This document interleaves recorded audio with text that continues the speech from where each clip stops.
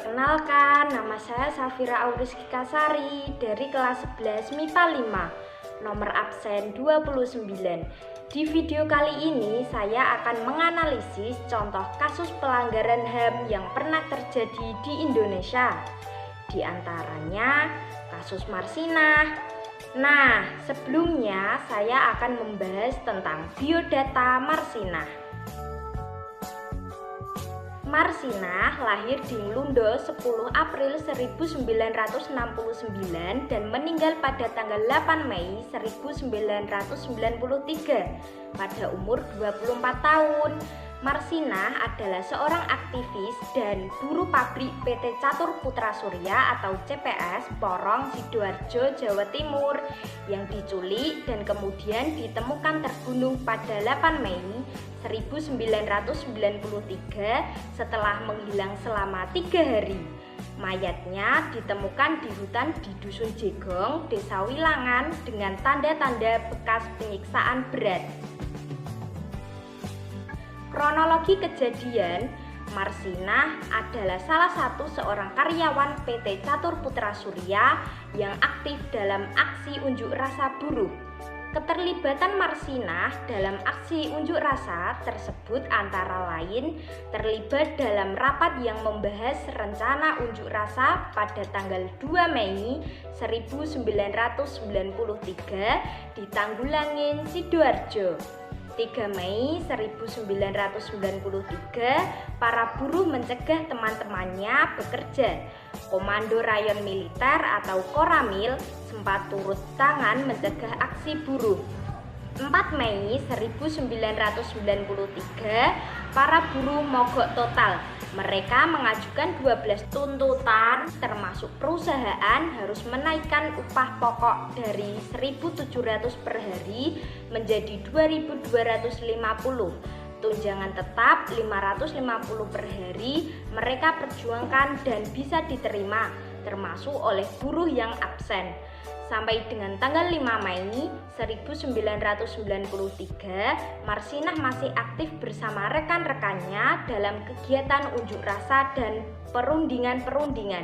Marsinah menjadi salah seorang dari 15 orang perwakilan karyawan yang melakukan perundingan dengan pihak perusahaan. Siang hari tanggal 5 Mei, tanpa Marsinah, 13 buruh yang dianggap menghasut unjuk rasa digiring ke Komando Distrik Militer atau Kodim Sidoarjo. Di tempat itu mereka dipaksa mengundurkan diri dari CPS. Mereka dituduh telah menggelar rapat gelap dan mencegah karyawan masuk kerja. Marsinah bahkan sempat mendatangi Kodim Sidoarjo untuk menanyakan keberadaan rekan-rekannya yang sebelumnya dipanggil pihak Kodim. Setelah itu sekitar pukul 10 malam Marsinah lenyap. Mulai tanggal 6, 7, 8 keberadaan Marsinah tidak diketahui oleh rekan-rekannya sampai akhirnya ditemukan telah menjadi mayat pada tanggal 8 Mei 1993. Nah, hak-hak yang dilanggar dalam kasus Marsinah ini adalah yang pertama, hak hidup. Terdapat pada pasal 28A yang berbunyi setiap orang berhak untuk hidup dan mempertahankan kehidupannya. Yang kedua, hak ekonomi. Terdapat pada pasal 28D ayat 2 yang berbunyi bahwa setiap orang berhak untuk bekerja serta mendapat imbalan dan perlakuan yang adil dan layak dalam hubungan kerja. Yang ketiga, hak hukum. Terdapat pada pasal 27 ayat 1 yang berbunyi segala warga negara bersama kedudukannya di dalam hukum dan pemerintahannya dan wajib menjunjung hukum dan pemerintahan itu dengan tidak ada kecualiannya.